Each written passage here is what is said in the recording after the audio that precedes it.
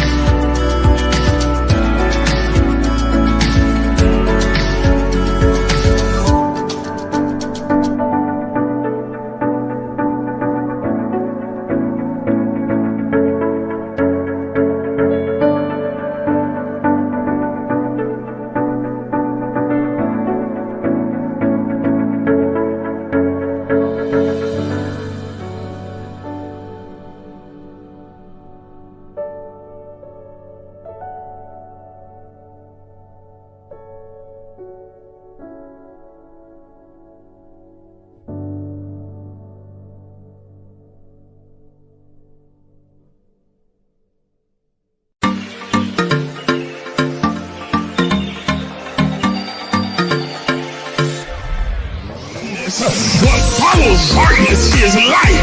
That darkness is the indicator that light is getting ready to shine. So there it is in Genesis, when darkness was upon the face of the deep, and God in the spirit form moved upon the face of the waters, and then God said, let there be. Because darkness precedes the light. Are you understanding what I'm saying? But he needs the darkness there so that God can move upon the face of the deep, so that the shift can take place. Listen, look at your neighbor and tell your neighbor that shift take place in the darkness. Oh God, y'all didn't hear what I just said. Everybody's not going to see the shift that's happening. They see the chaos, but they don't see the shift. They see all the craziness going on in your life, but they don't understand that underneath the darkness, God is moving in secret. He's moving in quiet. He's moving in the hidden places. He's moving in the cracks and the corners and the crevices. He's moving in places that you cannot see. And when the light comes, they're going to see a new order.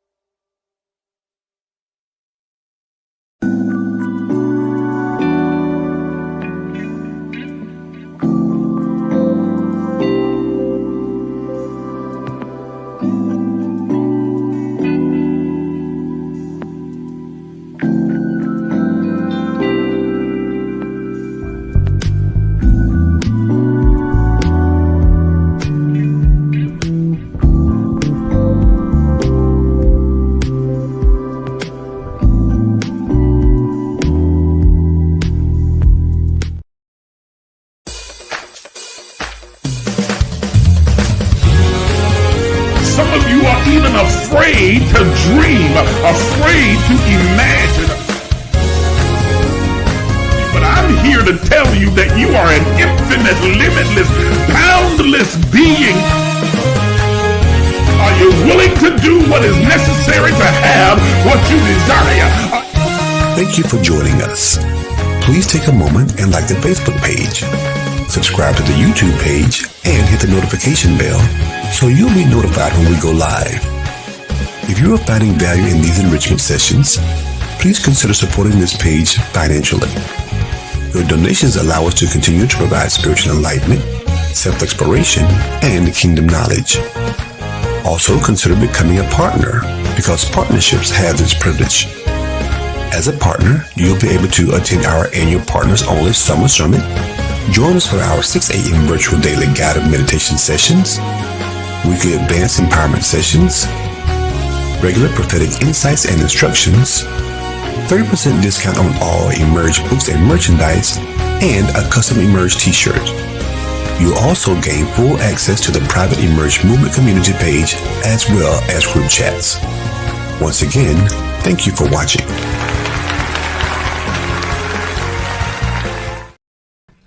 Good morning, everybody, and welcome to the Emerge Empowerment Session. I am your host, Isaac J. Miles Sr., and I am so glad that you have chosen to join me this morning for this powerful, conscious conversation. It is going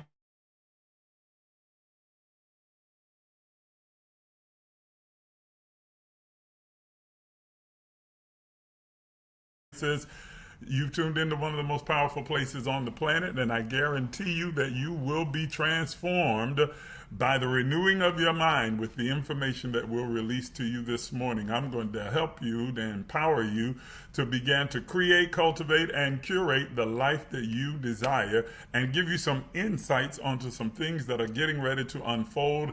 As you see from the title, 13 things that you need to know, a prophetic look forward. And we missed last week, so we're going to try and maximize our time this morning in making sure that we move forward through these 13 things. We're not going to get to all 13 today, of course, because we want to make sure we fully unpack them. But I'm going to try and get through this one today that's extremely significant and important that I want to share with you today. So do me a favor before we get started in the conversation, if you will, take a moment and share this live with as many people as you possibly can.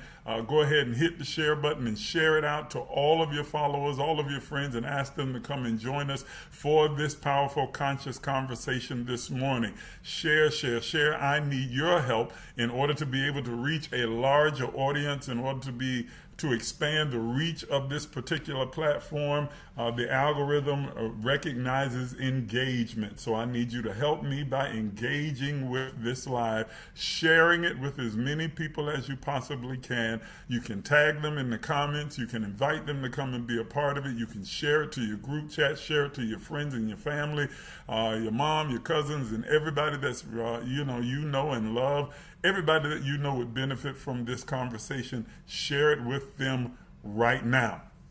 That second thing is to engage. I need you to engage with this live. I want to hear your comments, your thoughts, your questions, your input, your insights that you may have, your feelings about anything that we are discussing or the topics that is at hand this morning.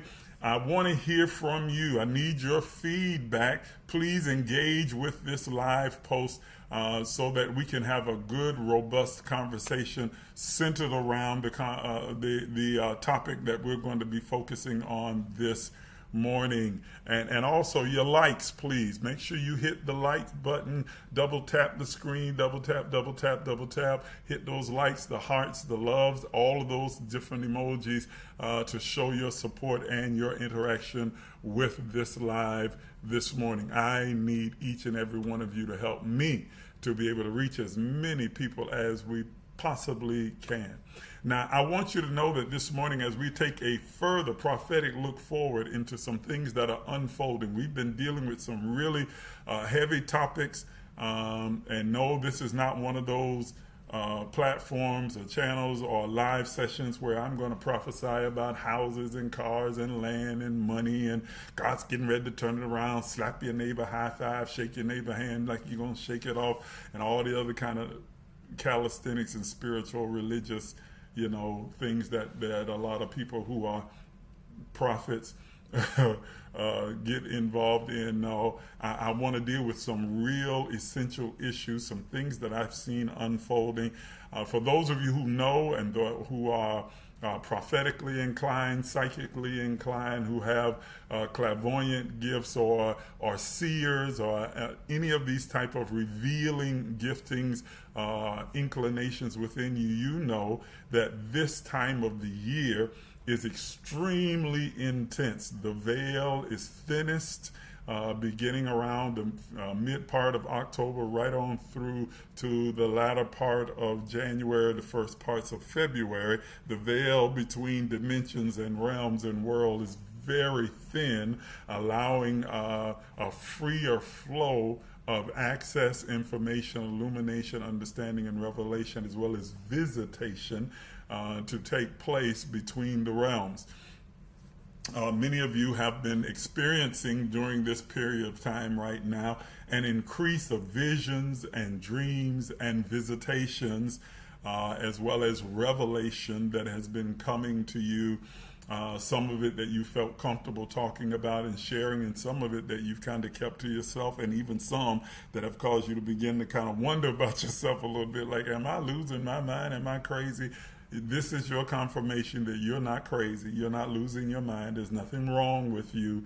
There's everything right with you, but you are in the midst of a few things that are colliding all at one time, some merger of energy, if you will, that's taking place. That the kingdom of God is extremely active. The spirit world is very, very active right around this time of year. And particularly in this year, because we are in the midst of a global paradigm shift. Let me say that again. We are in the midst, probably about the midway point, of a global paradigm shift. A paradigm shift is when the mode of operation, the way that we have normally functioned within the earth world, within humanity,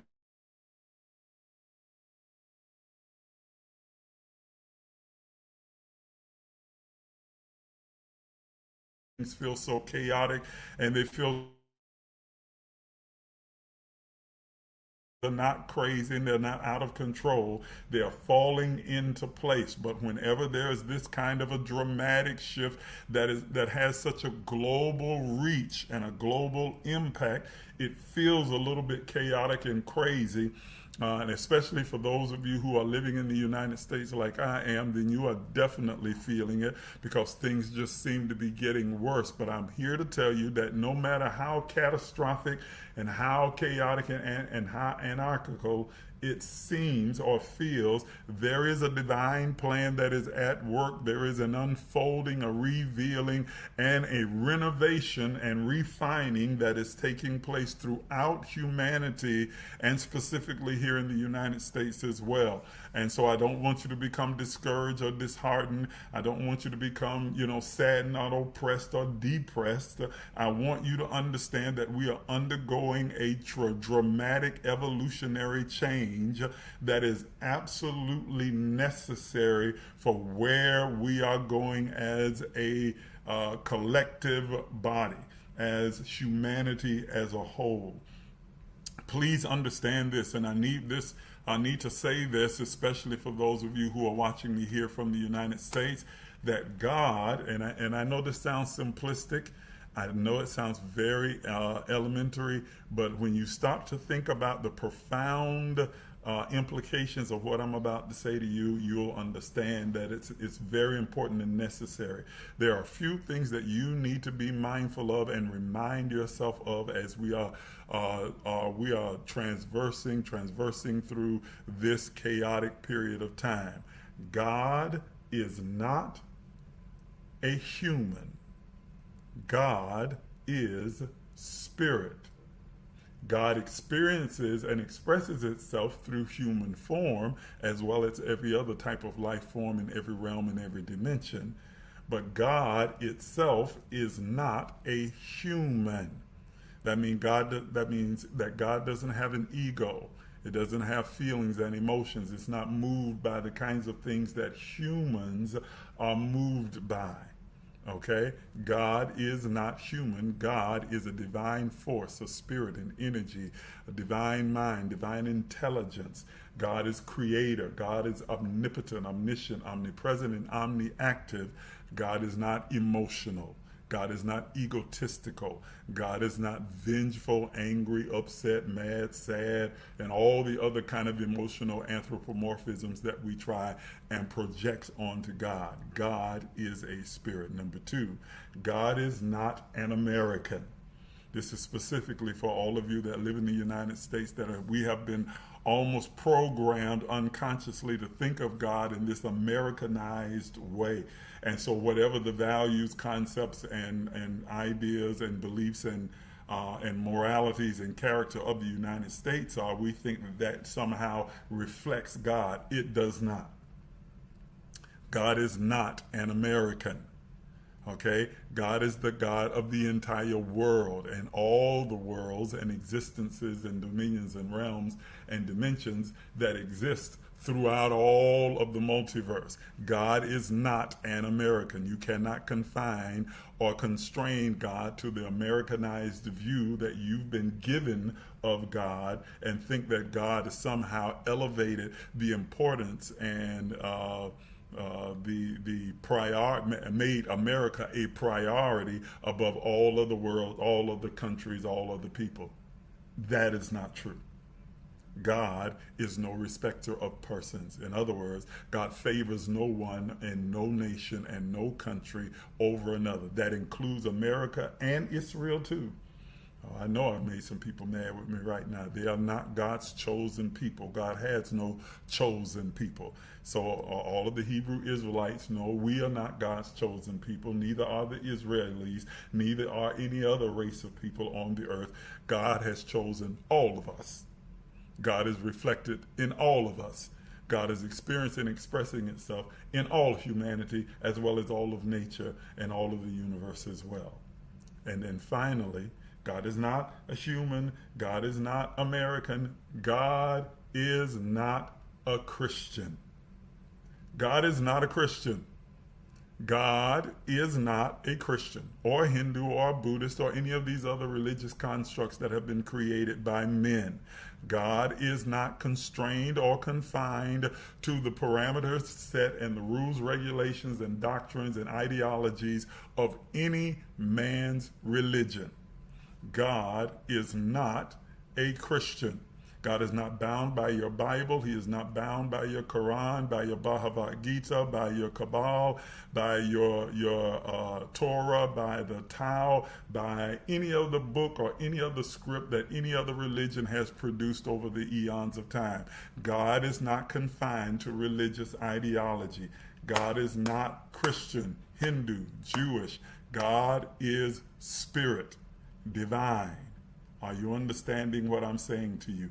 Impersonal to all of these religious ideologies. So you cannot define God based upon your religious beliefs and ideas and concepts. You cannot define or constrain God and hold God within the parameters of a book, no matter how sacred it may be to you.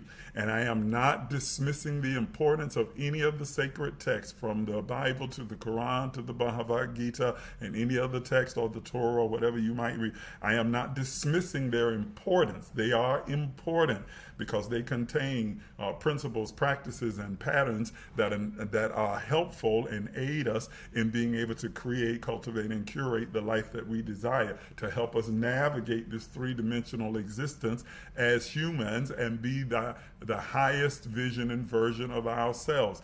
But they are not rule books for God. They are not rule books for God. Your legalistic ideas about what is right and what's wrong, what is good, what is bad, what is holy and unholy, what is righteous, what is unrighteous, what is pure, what is impure, does not apply to God. And because they don't apply to God, they don't apply to humanity either. Oh my gosh. Because all of humanity is a divine reflection of the all of everything.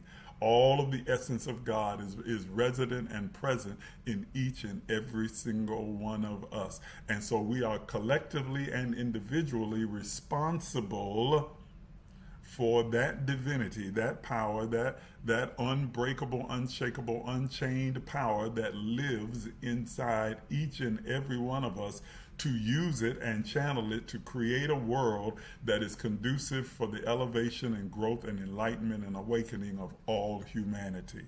You cannot egotistically and selfishly begin to try and relegate what is good, righteous, pure, and holy to only one group of people in one pocket of the world or one pocket of society.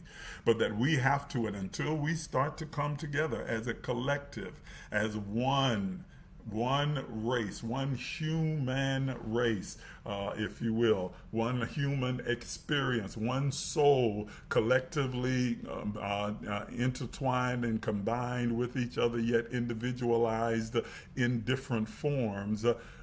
Until we begin to think globally and collectively, we will always find ourselves at odds and with opposition one to another, and having difficulties through the division that we are the ones who ferment. It's not a devil, it's not a demon, it's not some spirit, it's not some darkness or anything else like that. Any darkness that exists throughout the universe is of human construct. We created it.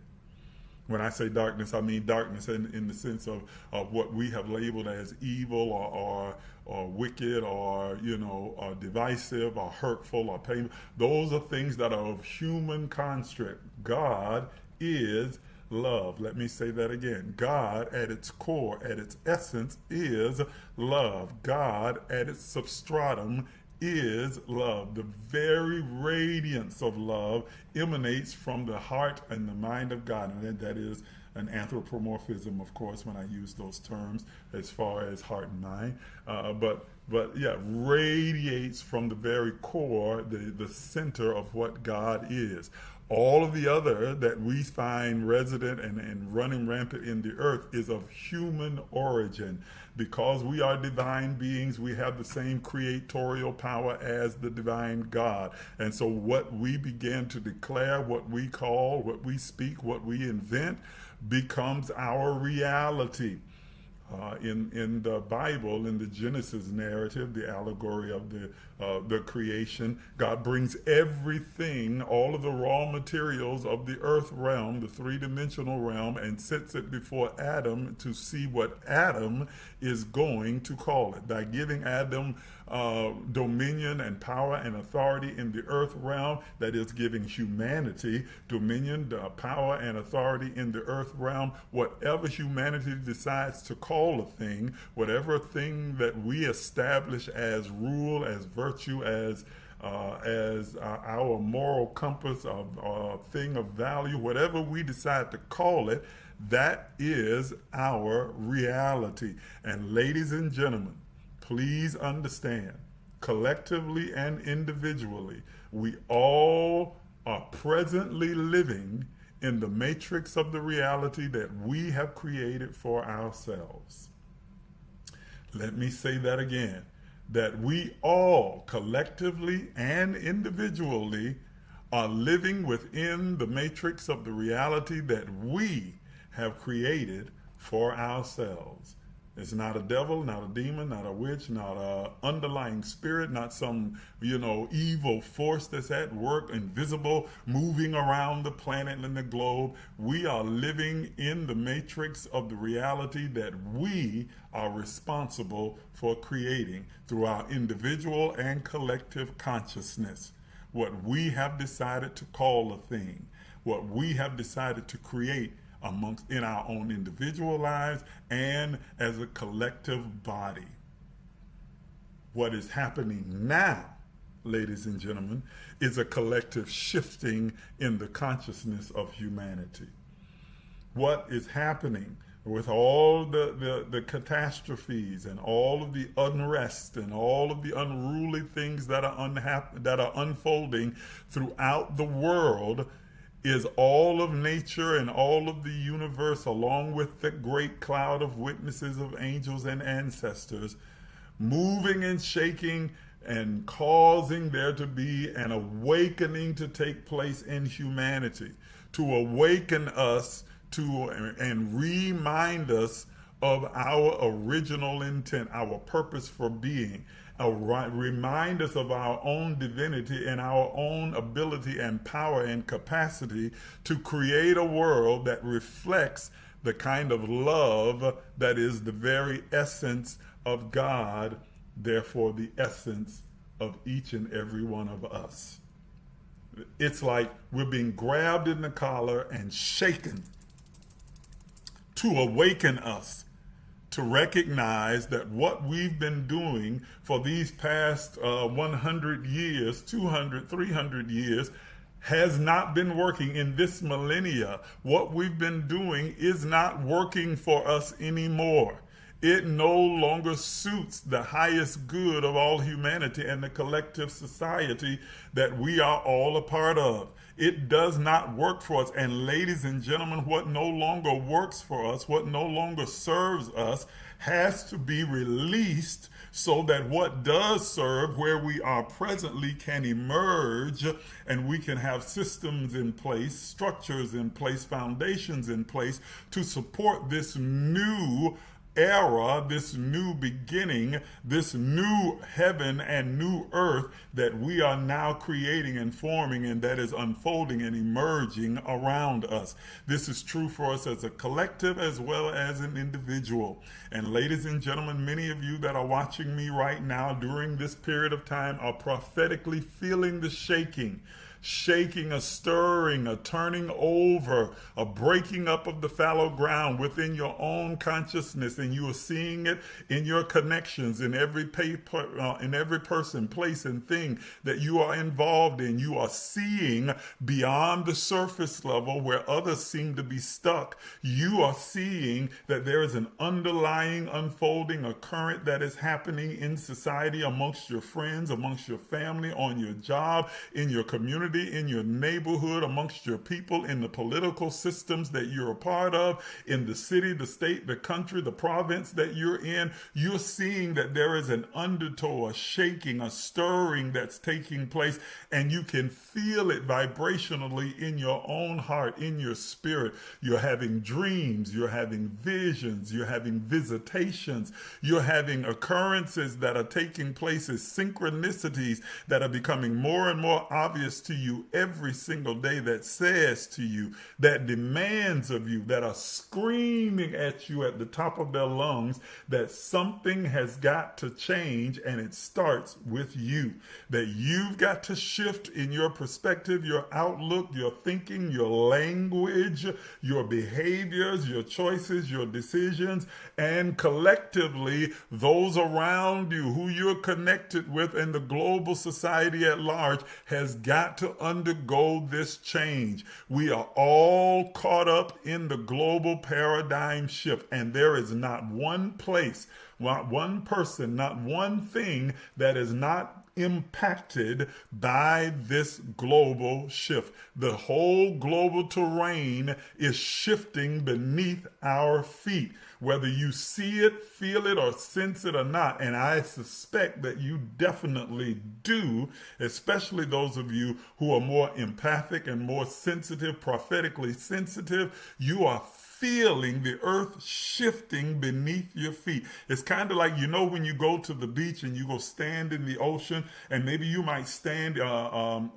initially with just your feet covered by the water, but as the water and the tide comes in and out, the sand beneath your feet begins to shift, and before you know it, the water that at one point was just covering your feet is now up to your ankles. And as you continue to stand there and the movement and the emotion continues to take place, the water begins to rise because you are slowly, gradually moving further and further out into the water. Well, that's what's happening, the process of erosion, if you will, and transformation and transcendence in the spirit realm. There's a wave of the spirit. God Almighty. Whew. I haven't even gotten to the lesson and the teaching, the specific thing that I want to talk about this morning. But there is a wave of the Spirit, a current that is flowing in and out, that is moving all of humanity and society, moving you as individuals and taking you further than you've been before, taking you to the height, the depth, the width, and the breadth, taking you into areas of thought, consciousness, realization, and understanding and manifestation that you had not even thought about, that you now are starting to experience the exceedingly abundantly above all that you could ask, think, or imagine, beginning to unfold inside of you first, in your conscious mind first, in the spiritual, ethereal world first, but eventually coming into full manifestation in this three-dimensional existence. That everything that you have imagined, seen, and visualized and envisioned in the spirit world is making its way into the natural world and beginning to manifest around you. You can feel it. You can feel it. You can sense that something inside of you is changing. How you view the world, how you view your life, how you view your family, how you view your future is shifting and changing. And it's like you're looking through a telescope in time and you are seeing the future beginning to form and reform and redefine itself. I'm telling you that that's not a mistake. It's not a coincidence. It's not by chance. It is by divine design that it is being revealed in you, to you, through you, and as you, because it is a reflection of what is taking place globally in the world around you as well. There is a change afoot. Do you hear what I'm saying? Ladies and gentlemen, there is a change afoot. There is a change that is emerging within the earth.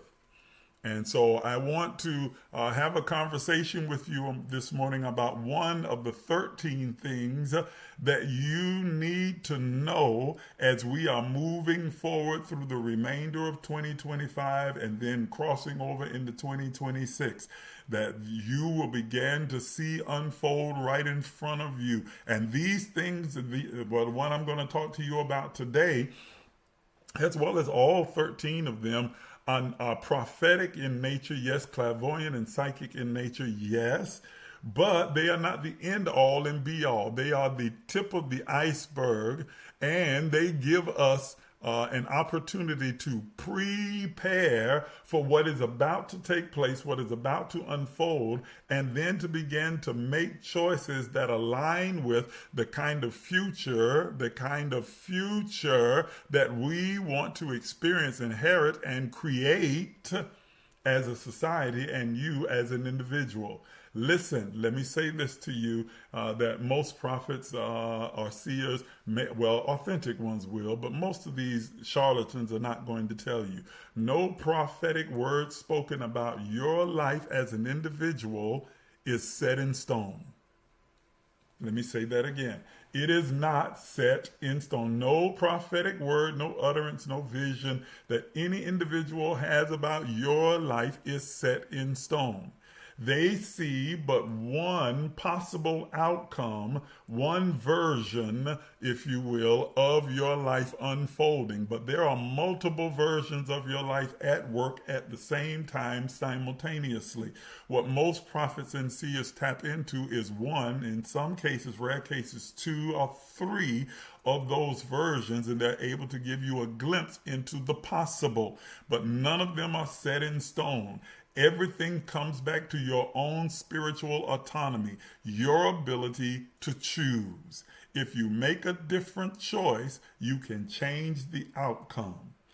This is illustrated even in the Christian Bible when it talks about, gives the allegorical story of Jonah, where Jonah is given a prophetic word for an entire city of people in Nineveh, that God is going to move his hand, it's going to destroy the entire city because of whatever wickedness or devices that are going on in that particular place. Skipping over the whole narration where Jonah tries to avoid going and gets caught up and swallowed in the belly of a fish and so on and so forth. I want to skip to the end of that particular narrative and point out to you that when Jonah finally makes it to Nineveh and he begins to give the decree, the prophetic utterance that he has been given by God, the vision that he has seen that destruction is coming, the people in Nineveh make a different choice. I want you to pay attention to this. The people in Nineveh, even after hearing with a certainty of the prophetic voice that this is getting ready to happen, the people decided collectively, we are going to make a different choice. And in doing so, they repented. That means to repent means to have a change of mind. They had a change in their conscious awareness, a change in their mind, their thinking, a change in their behavior, a change in their language. They repented. They rethought. They were reminded of who they really were, and they made a different choice. And so the text or the narrative goes on to say that because of their repentance, then instead of destruction, God decides to bless them. It actually reads that God changed its mind. Now that's an anthropomorphism because, of course, God doesn't ever change its mind. God does not change its mind. And I know I hear some of you out there already, oh yeah, he does. I can show you several places in the Bible. Those are anthropomorphisms. That is not a reality, because remember that God is omniscient. That means that there is nothing that God does not know. So then if God is making choices and decisions based upon its foreknowledge, knowing everything, every possible outcome that could ever take place, and knowing exactly everything that will happen, why would there ever be a need for God to change its mind about anything? There wouldn't be. But anthropomorphically, it seems, or it appears, that there is a change of mind, when in fact it is not. What really took place in Nineveh and in the other places in the scriptures where it talks about, God changing his mind, is that the person, the subject, changed its mind, made different choices that aligned with the laws that govern the kingdom of God, and so therefore they got a different outcome. You reap what you have sown. The law of sowing and reaping, the law of reciprocity, the law of correspondence, the law of circulation, all of the law of cause and effect. As they began to sow different seeds of causation, they got a different outcome or a different effect. It appears to the writer or the one creating the narrative that God has changed its mind, but really humanity changed its outcome by making a different choice, by changing its mind, by it repenting. And a repentant mind caused a different action, which created a different outcome. Ladies and gentlemen, the same is true with you. I don't care what any prophet, seer, or anyone else says to you, well, God's getting ready to do this, and God's getting ready to do that, and God's going to do this, and God's going to do that, and I see this happening, and I see that happening.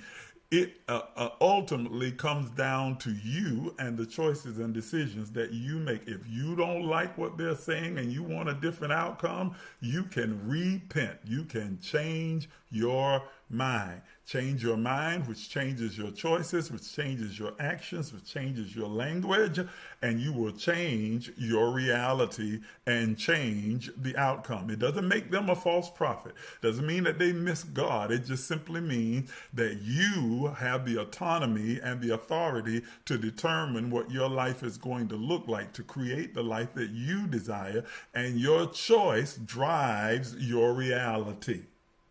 Are you hearing what I'm saying? So don't take any of it as something that is written in stone, and it absolutely has to be. You ultimately get to decide what your life is going to look like. It is the God in you, through you, and as you that empowers you to create a reality that reflects the life that you desire, that supports your highest good and the best and highest version and vision of your life. Man, I don't know why I went down that road. It's so far away from what it is that I had planned and intended to talk about. But I just believe that energetically and anointing wise, the Spirit of God led me to go down that road, because there are some of you on here that needed to hear that. You needed to know that there is hope for your life, no matter what anyone else has spoken over it. Whether they call themselves a prophet, or they call themselves your mama or your dad or your cousin. Doesn't matter what anybody else has spoken over your life and said you're going to be this and you're going to be that and you're never going to do this and you're never going to do that and this is going to happen to you and that's going to happen to you. They don't get to determine what your life is going to look like. The only one who gets to make that determination about your life is you. It's that person that you see every time you look in the mirror. It's that person whose reflection is looking back at you. You, through your thoughts, words, and actions. You, through your choices and decisions. You, through your own divine power and creative essence, have the ability to determine what the ultimate outcome of your life is going to be. Not the economy, not the culture, not the environment, not your religion, not your friends, not your family, not what any government decides or anyone else decides. All of those things are outside, exterior, and they are on the periphery. But ultimately, you are the decision maker. You don't like the way your life looks, get up and change the channel. Turn it around. Fix it a different way. Make a different choice. You don't like the outcomes that you've been getting, then change the input. Cause and effect. The divine law of cause and effect, the granddaddy of all of the universal laws, is that whatever seeds of causation you plant have a definite effect. And if you don't like the effect that you are experiencing, then shift the seeds that you're planting. Change the seeds of causation. Begin to make different choices, different decisions about your life. And no, it's not abracadabra and hocus pocus. No, you're not going to start making new decisions today and then magically tomorrow everything's going to be perfect and aligned, because you have created a reality for yourself through a series of choices over a number of years. So you've got to now begin to make the same series of choices, of different choices moving forward, in order to totally reshape your reality. But I can tell you that slowly but surely, bit by bit, moment by moment, day by day, your life will begin to shift, and it will begin to reflect these new choices and decisions, this new outlook, new mindset, new belief, new system, new structure, new foundation that you have set in place, and you'll begin to experience life, and that more abundantly. The promise from the historical text in John 10 is that I am, that is God, in you, through you, and as you, has come, that you might, operative word, that's the word that's doing the heavy lifting in the sentence, that you might have life, and that you might have it more abundantly. Might, meaning that you will have the opportunity to have life. You will have the opportunity to have the abundant life, overflowing, unrestricted, unrestrained. But it is solely dependent upon you and the choices that you make. And every choice and decision that you make has a ripple effect, not only throughout the moment in time that you make it, but throughout the remainder of your life. And you can begin to change the course of your life, change the outcome and the experiences of your life by simply shifting your mind at this point and starting to make new choices. You are transformed, metamorphosized, that is metamorphosed, moved, transcended by the renewing of, refreshing of, reminding, remembering, reconstructing, reconfiguring of your conscious mind. Because your thoughts inform your words inform your behavior. Your thoughts inform your words inform your behavior. That each one aligned is the process of creation and manifestation. And so you can begin right now, this moment, as you are listening to me, to change your lived experience, to change the environment around you, to change the reality in which you live by simply changing you. It is not your responsibility, duty, or even your ability to change anyone else. You can only work on changing you. Change who you are, and you will change your entire life. You don't have to be, wrestling with demons and devils, imaginary spirits that are haunting and fighting you. You're not in some spiritual warfare with something happening above your head. You are in a spiritual warfare with something happening in your head. Ooh. Good Lord have mercy. Let me say that again. You are not in some spiritual warfare with some spirit or entity or force that's working above your head. You are in a spiritual warfare with what is working in your head. Those disempowering thoughts and ideas and concepts and beliefs that have caused you to begin to think that you are at the mercy of a religion, or you're at the mercy of some external person and their thoughts and feelings about you, or you're at the mercy of your environment or your culture or your religious ideology. You are at the mercy of no one. Let me say that again. You are at the mercy of no one. No one gets to make a determination about what your life is going to look like. Only you. You're at the mercy of no one. And all you've got to do is make that shift. Make that change. Make the change. As Michael Jackson said, look at the man in the mirror and make that change. Make the change within you, and everything around you will change. Wayne Dyer once wrote that if you change your perception of a thing, then the thing you perceive will change. I hope you heard what I just said. Wayne Dyer, he wrote this years ago. If you change your perception of a thing, then the thing you perceive will change. Everything begins to correspond to how you choose to perceive it, how you choose to view it. If you view it as disempowering and negative and destructive and impossible to navigate or to overcome, then that is exactly what it will be for you. But if you can shift just a little bit to the right, shift just a little to the left, shift your perception and choose to see those challenges, those situations, circumstances, encounters that seem to challenge you at your core, if you see them as an opportunity for growth, for development, as an opportunity to launch you forward, to elevate you and escalate you and to accelerate your development and your potential, then those things will no longer seem as challenging or difficult or horrendous as you perceived them before. Now you'll invite them in because you know that they are necessary tools that are going to sharpen you, redefine you, and launch you forward and catapult you toward your future. That's what it's all about. And that, ladies and gentlemen, as I try and shift and make the transition into what I'm trying to, I had purpose rather to teach upon and to focus upon this morning, that, ladies and gentlemen, is aligned with the global paradigm shift that is taking place. It is all aimed at shifting the consciousness of humanity. Let me say that again, that all of the catastrophic events that are taking place, all of the global upheaval, all of the unrest that is taking place is all geared and aimed at one thing, that is shifting the collective consciousness of all of humanity.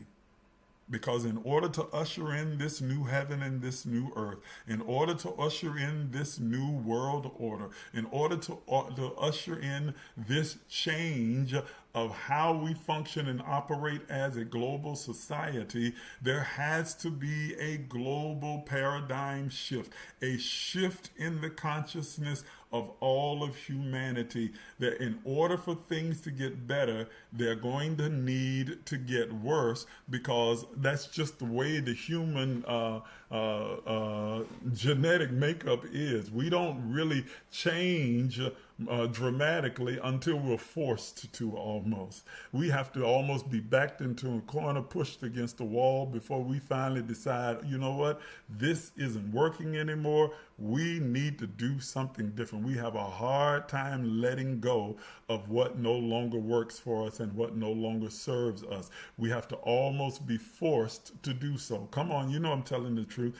Some of you individually can attest to that. You find yourself staying in relationships that you stay way longer than what you should have. You saw the red flags and the red signs and the flashing neon lights long ago, but you kept trying to hang in there and hang on because I loved it at him. I loved it at her.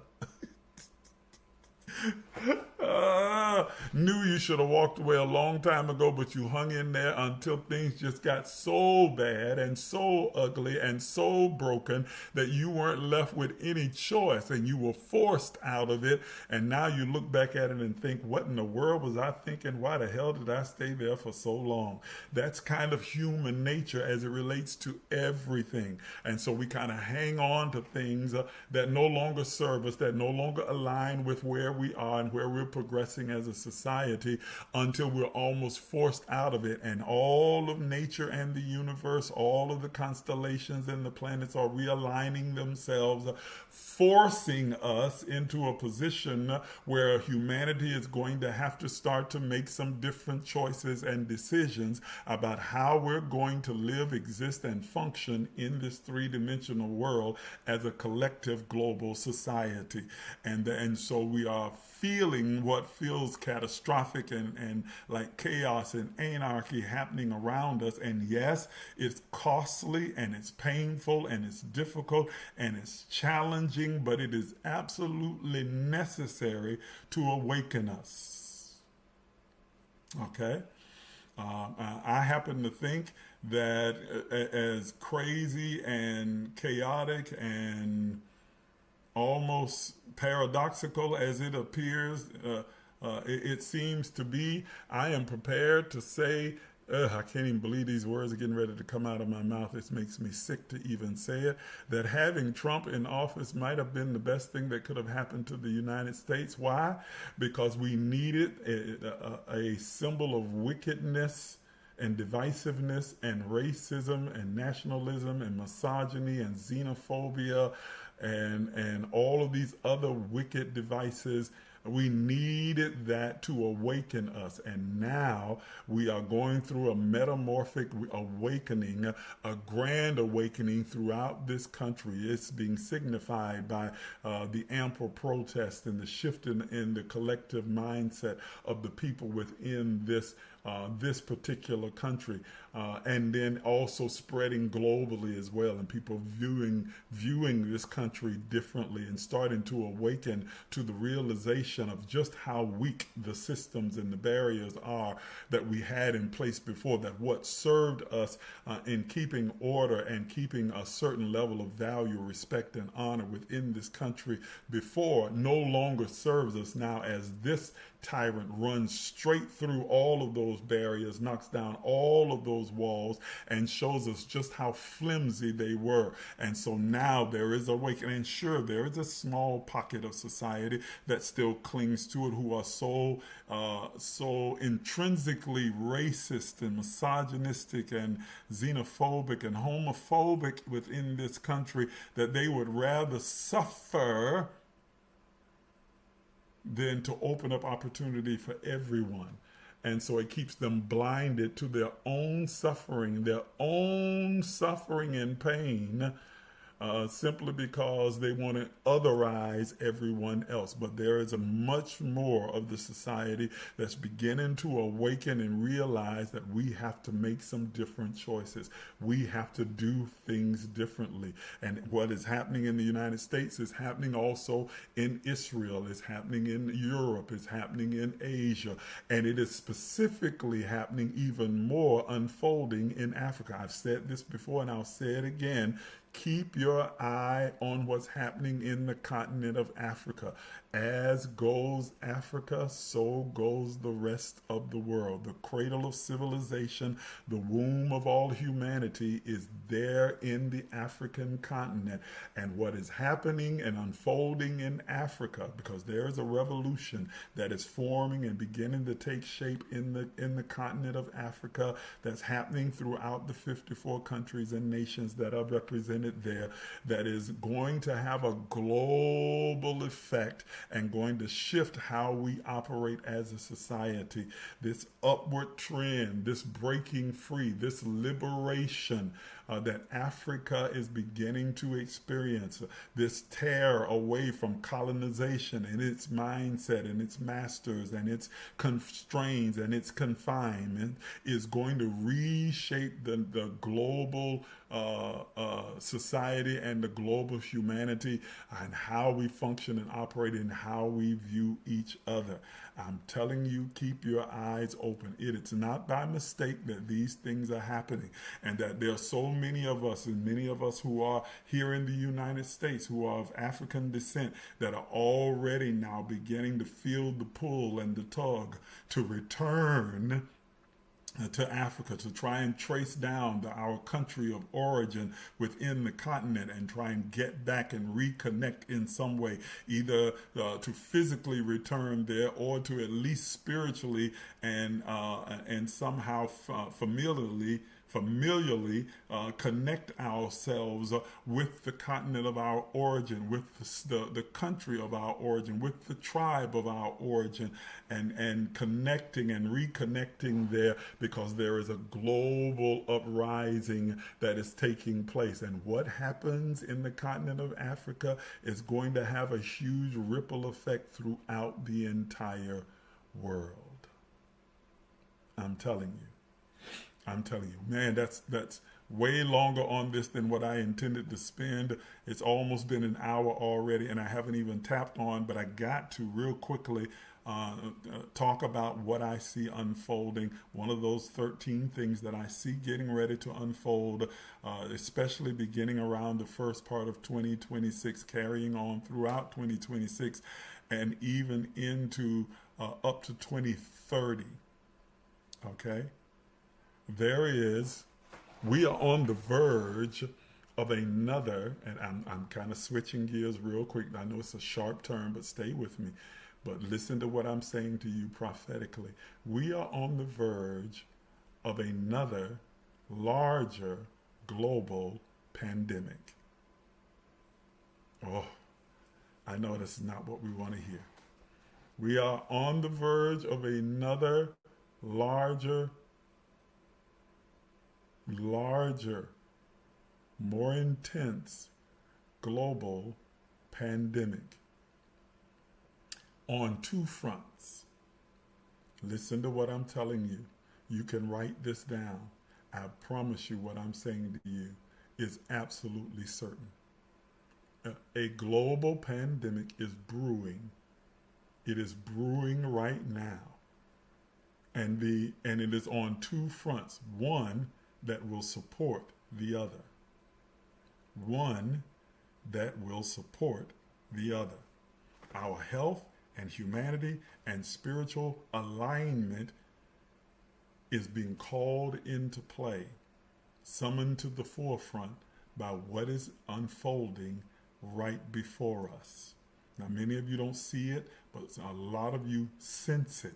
You can feel it in your bones, especially during this period of time where the prophetic windows are so open and the veil is so thin. You can feel it. If you've been communing with the ancestors and angels, you've been hearing it and sensing it, that something catastrophic in the healthcare field is unfolding.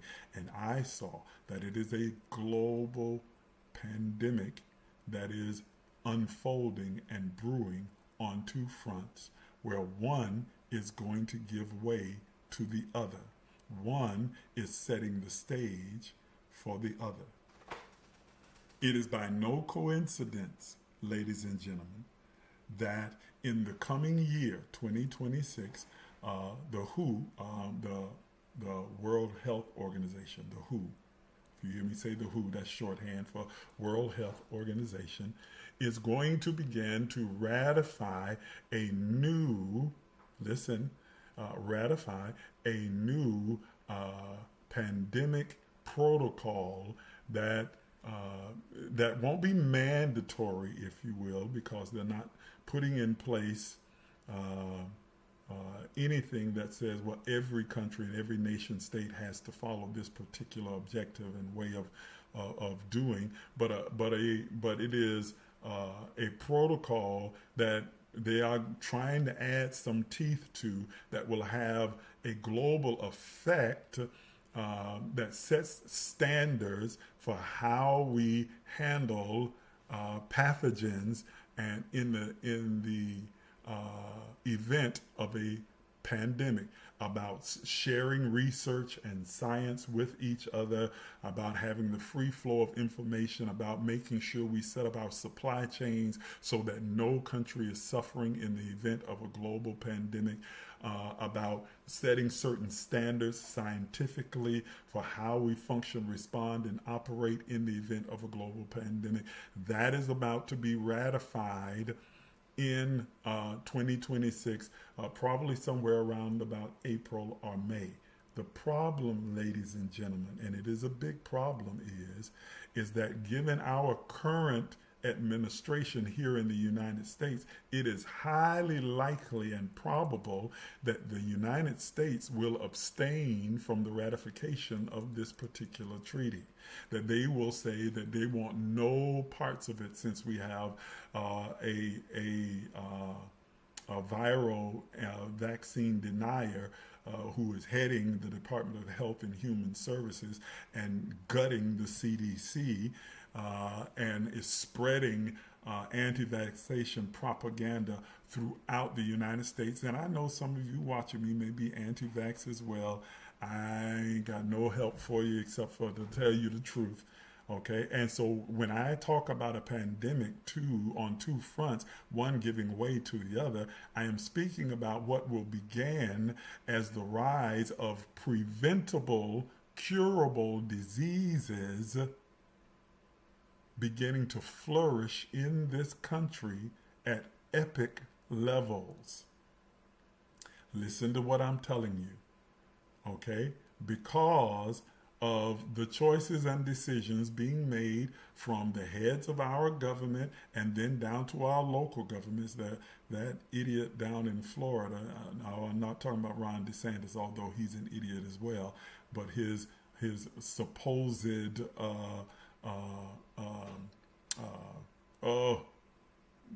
what's the term for him? Surgeon General for the state of Florida. It has pushed forth the idea of removing all vaccine mandates from all schools. And so these kids will be going to school unvaccinated and unprotected and unprepared, giving rise to more cases of measles and mumps and other things of this sort, preventable diseases. Ones that we have long since found cures for, and you've already seen in Texas a rise in the cases of measles. And I don't know if you understand that measles can be deadly, but also have a really adverse on even those who survived the measles, but could end up losing a limb, having organs that are destroyed, or losing their sight, or other things of the sort. It has a really outsized effect. And measles are 100% preventable and curable. Have been for a very long time, for decades. Things like polio and measles and mumps and chickenpox, totally preventable. But we're going to begin to see a rise in cases within the United States border, and because we are a global society, that is, that people travel in and out of the United States with so much ease, even though that's becoming more difficult now, especially if you are not white.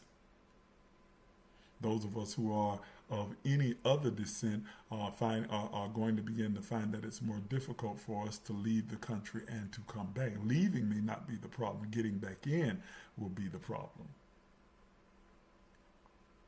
But with the open travel and lack of travel restrictions that are in place right now, then it's easy for a pathogen to be transported from one place to another.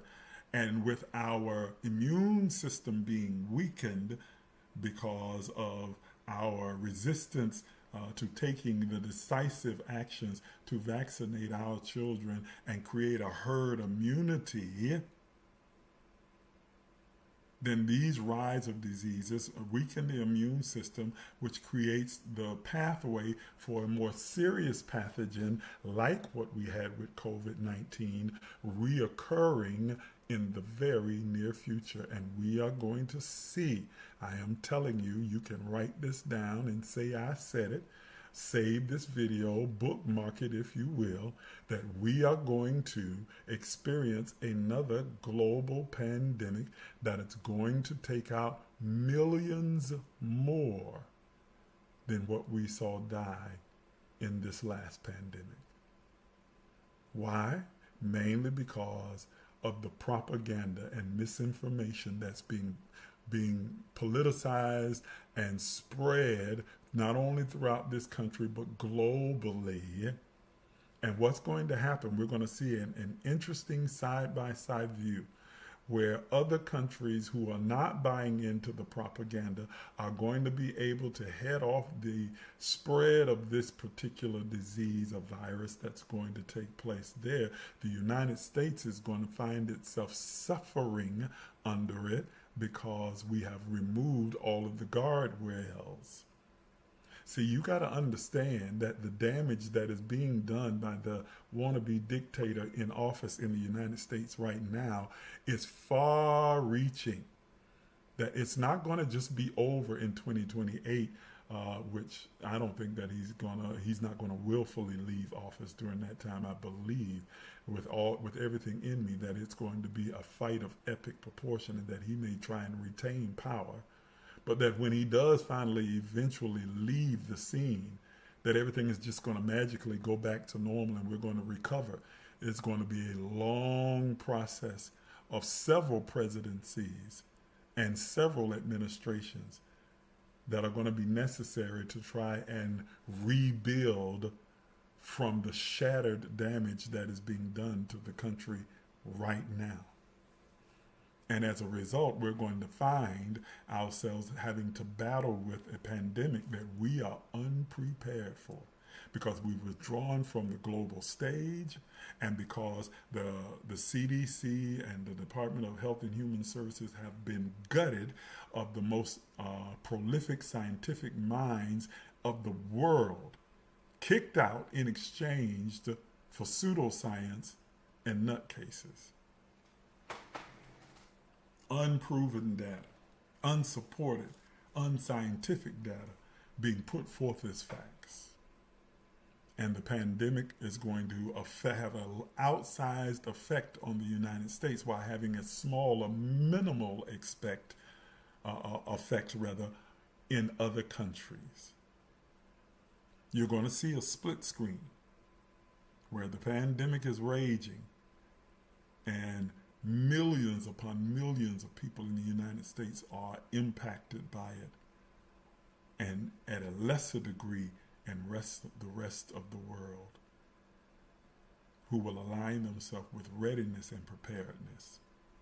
It is going to come just as sure as I am sitting here looking at you. I saw very clearly in a vision hundreds of thousands of caskets and graves, and this mist moving across the earth as people were dying, almost immediately, others slowly, painfully.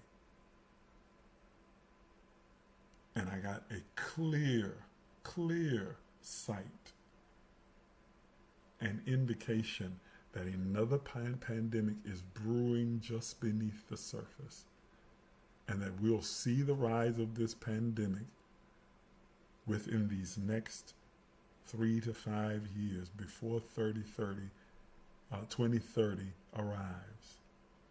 A global pandemic that will be concentrated in the United States. It won't originate in the United States, but it will be concentrated within the United States because of our lack of preparedness.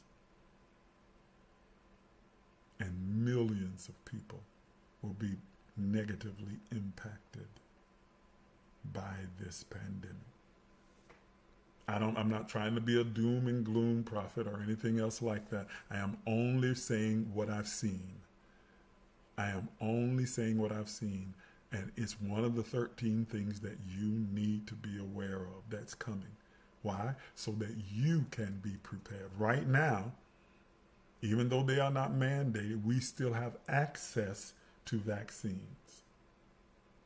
We have access to the different preventative care that we can take. And so you have the liberty to do so. And I encourage you to prepare yourself and your family and friends and loved ones by encouraging them to be vaccinated, to prepare themselves, to change their diet, change their behaviors, change what they are ingesting into their body temple, to build up their immune system, because it is coming.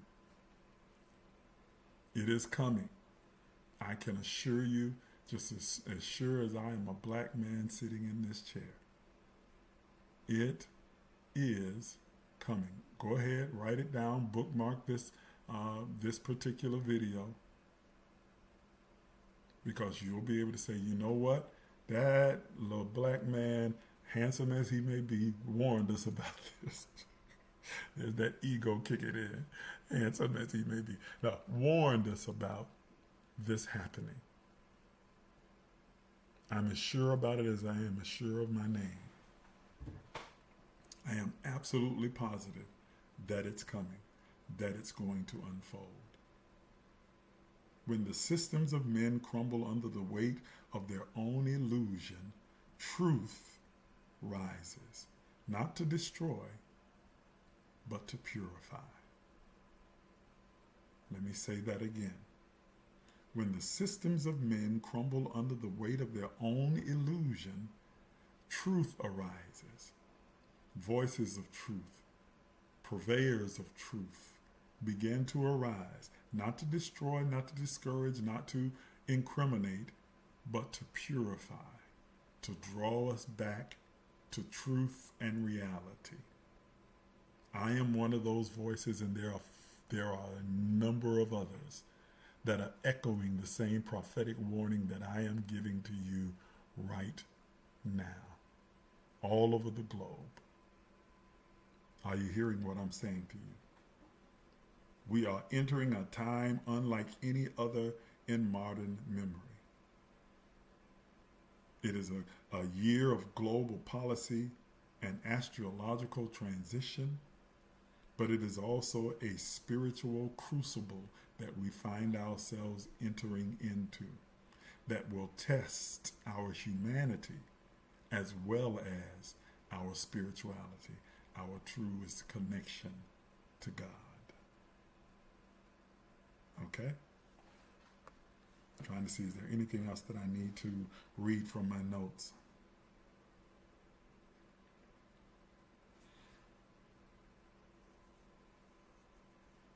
Oh, yes.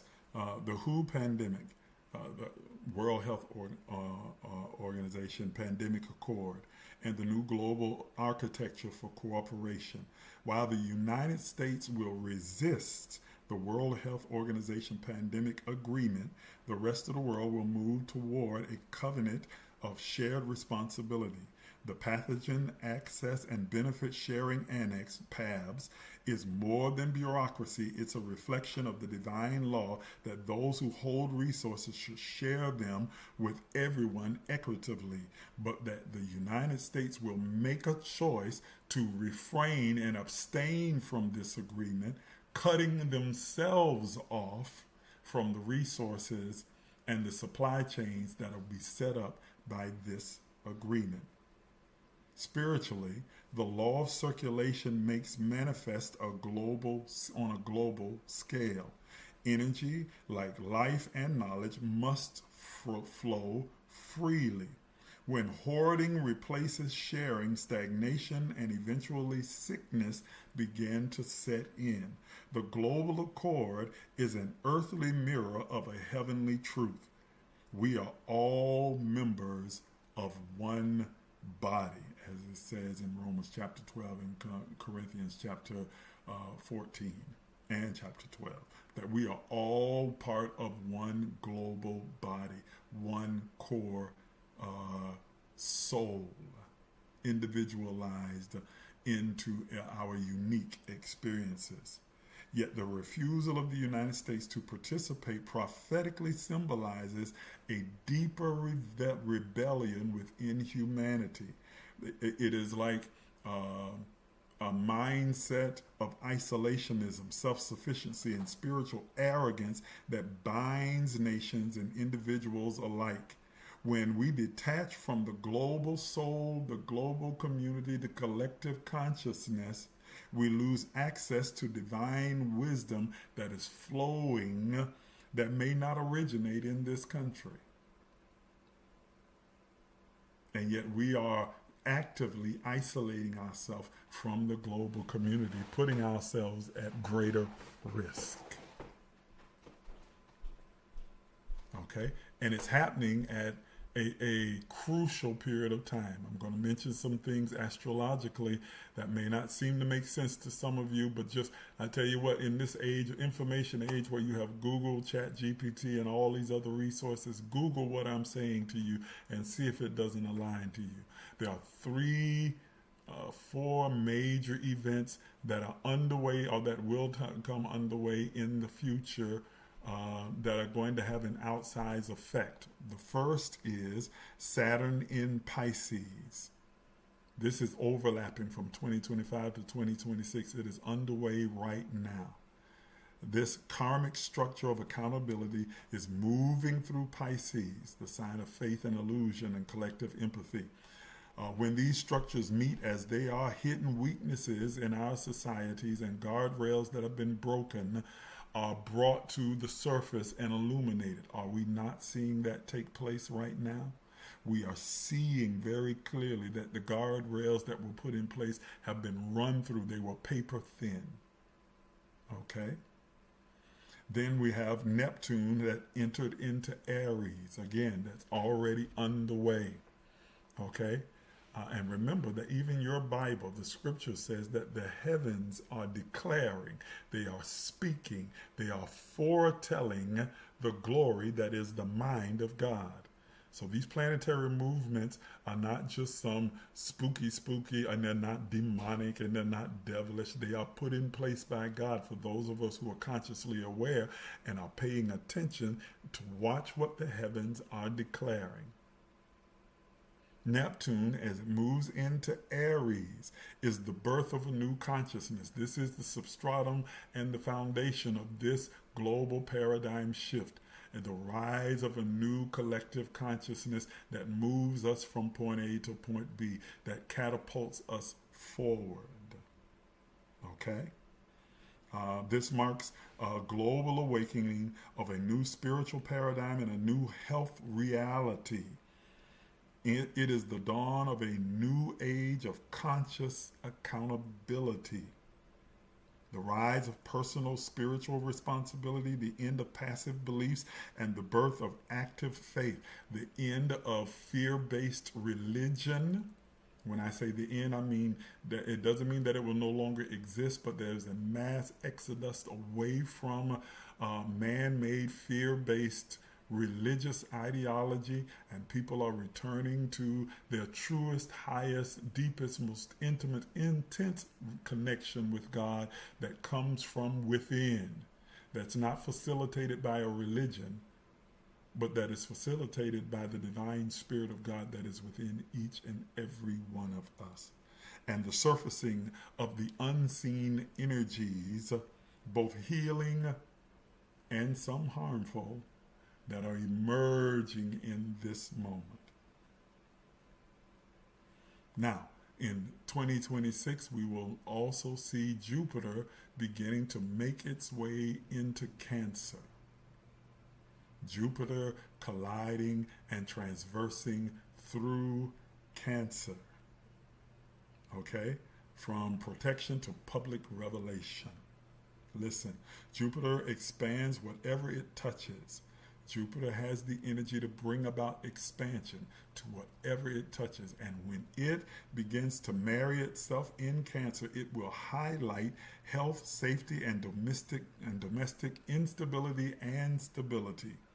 It is as it shifts into Leo out of Cancer, because it's going to remain in Cancer for about half of the year and then shift into Leo. Okay? So as it shifts into Leo, issues of leadership, of pride, and visibility will take center stage. This means that health and wellness will become a more public debate. And if I had to predict, and I am not saying God showed me this, because God did not show me this piece what I'm getting ready to say right now, that the pandemic will probably kick off somewhere around about that time. That's when it will begin. I'm not certain of that. That is my educated guess based on all of the signs and symbols. That's not a God say. That is a Miles say. So you can take that with a grain of salt. But I am an educated and intelligent being. Okay? So that the latter part of 2026 is probably when we're going to see the rise of this global pandemic. The shifting that will take place from one to the other.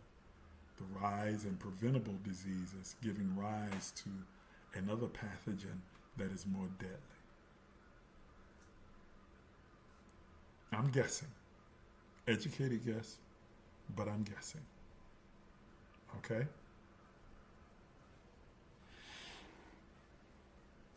So, and then finally, there are also these lunar nodes and eclipses in Virgo and in Pisces that will shift the axis of faith and of healing and health. As Virgo and Pisces nodes axes symbolize the karmic tension between science and spirit, service and sacrifice, logic and love. Collectively, we're being asked rather to merge the analytical with the mythical, the mystical rather, to heal not just the body, but the soul and civilization. And so there is going to be this rise of consciousness throughout the global community where we'll stop treating science and spirituality as mutually exclusive. But we'll start to see the tie and the connection between the two. Both of them have their origin and emanate from the heart of God, the essence of God, the being of God. So you don't have to be all science and all spiritual. There's a merger of the two that is going to become more pronounced as these eclipses take place that draw us into Pisces and Virgo. And we're going to begin to see more prominent voices speaking concerning this somewhere around about the latter part of 2026 going into 2027. And it'll pick up steam around 2028. Okay? I'm trying to see if there's anything else that I want to hit real quick before I get off, because I know I don't want to keep you longer than I need to. I've already been on for almost an hour and a half.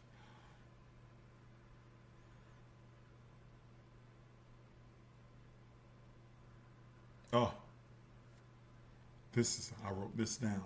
This is what I received this morning from an angelic being that said to me, these next 5 years from 2025 to 2030 will mark what is called a cycle of reckoning. Please write this phrase down. A cycle of reckoning. And I am deliberately trying to stay as calm as I can. I don't want to yell and scream and carry on and spitfire.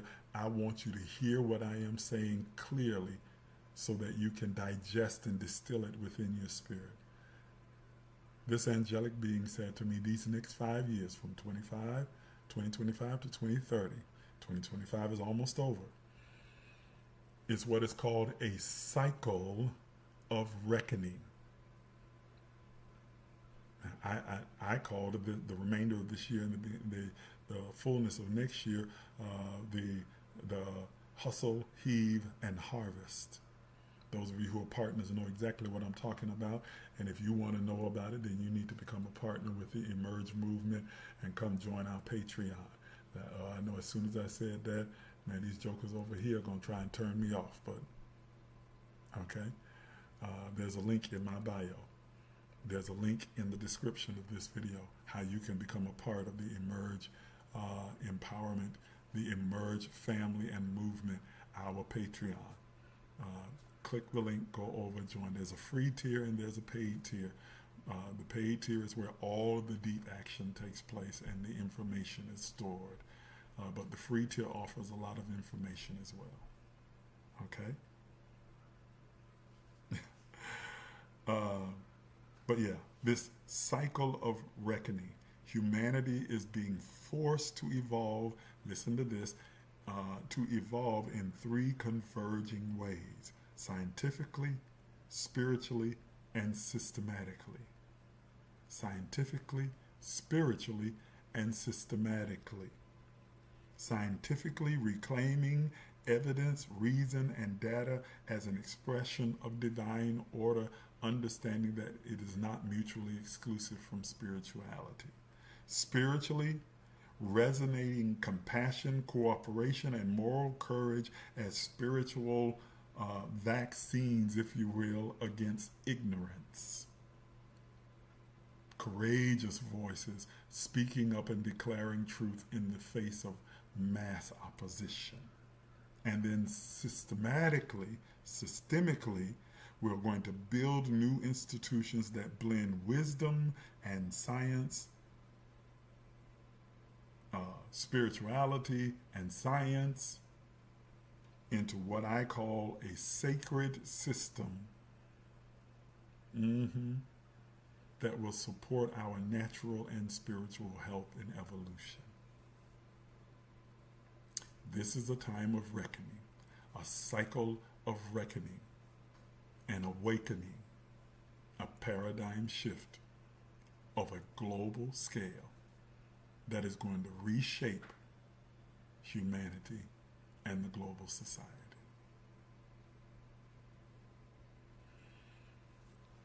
I appreciate each and every single one of you for joining me this morning and listening. Oh man, I got all of these comments over here that I didn't have the comments on and I wasn't looking. Let me go back and see if there's anything that I need to highlight. Oh my goodness, in the comments.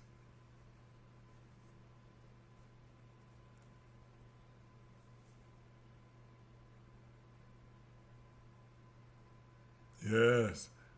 Sharon said, I will not be at the mercy of anything outside of me. You are not. I like that. Kemoria said that I am the priest and the prophet of my life. I always choose my own path. You absolutely do.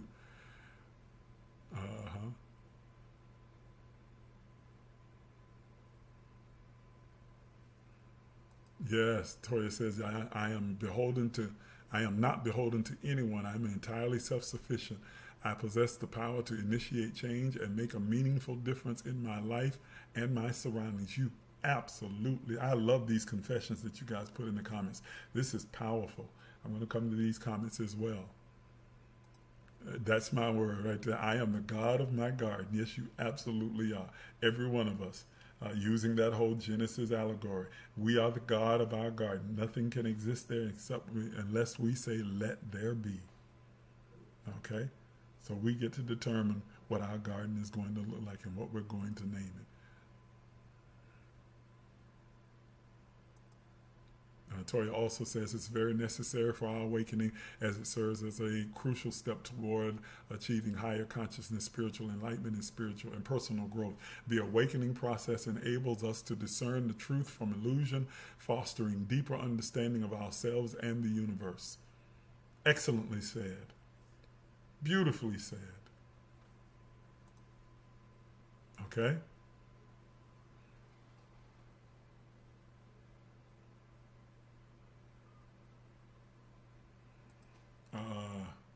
Sharon says that if we look at our personal placements as well, it will help us to understand how we are affected personally by what is unfolding. Absolutely. I'm so sorry I missed all these comments, man. Great day. I'm coming back over here too.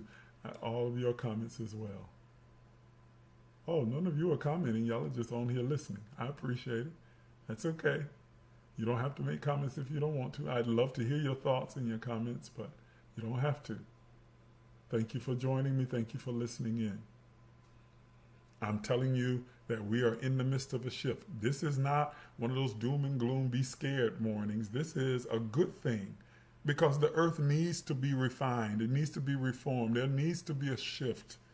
We need to advance as a global community. Humanity has to advance, has to take the next evolutionary step forward.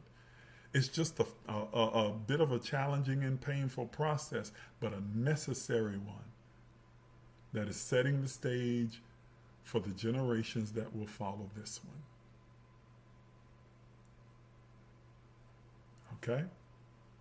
Thank you so much for tuning in. Listen, I'd like to encourage every one of you on here who's listening, who is not a part of the Emerge movement. I encourage you to click the link in my bio or over here and click the link that's written in the description above here. Go over to the Emerge Patreon page and become a Patreon, become a partner with Emerge today. You can join on the free tier, but you can also join on the paid tier as well. I guarantee you it will revolutionize your life. You'll be impacted positively and empowered with so much insight and information. We've been having some pop-up conversations, boy, about some different things that have just been amazing. We may do a pop-up later on this afternoon even. Another pop-up this afternoon. But I encourage you to go over and become a partner with Emerge. I encourage you to do so. Do it right now. The link is in the bio or it's in the description above. Go ahead and click it right now. Go over to our website. Check out Emerge at it's emergelec.com. Emergelec.com. And it'll tell you everything that you want to know about Emerge and about partnership. Would love to have you become a partner with the Emerge movement. Check out our Patreon. Check out our website. If you'd like to contribute this morning and support the work, the mission, the reach of this particular platform, I want to give you an opportunity to do so. I'm putting it on screen right now. Those of you who are watching on other platforms, you see it on your screen. Those of you over here, I can't put it on screen over here, but I can tell you that our CashApp is $emergelec. $EMERGELEC. You can give whatever gift that you'd like to give. I appreciate all of what you give goes to support the outreach and the promotion of the platform. This is not for me personally. It is for the growth of the outreach of this particular platform. I encourage you to give, to sow a seed, a significant seed this morning, especially since you have been positively impacted by what you've heard and what you've received. Don't hoard and don't be stingy, just a taker. Be a giver as well. Sow a seed significantly to show your support and your appreciation for everything that you heard and received this morning. Thank you for tuning in. Enjoy the rest of your Sunday, this soulful Sunday. Get outside and let the sunlight just glisten and rejuvenate and revive your soul and spirit. Enjoy the outdoors. If it's not too cold like it is up here in the DMV, good gracious of life, Lord help me. Woo! And anybody that knows me knows I do not like cold weather. I know it's necessary. I know all the good that comes from it. Doesn't make me like it anymore. But get outside and enjoy it if you can, and then hurry up and get inside and warm up. Okay? Enjoy the rest of your Sunday. Go out and have a good Sunday brunch. Eat something for me. And I look forward to seeing you again next week for the Emerge Empowerment Session. Thank you for coming.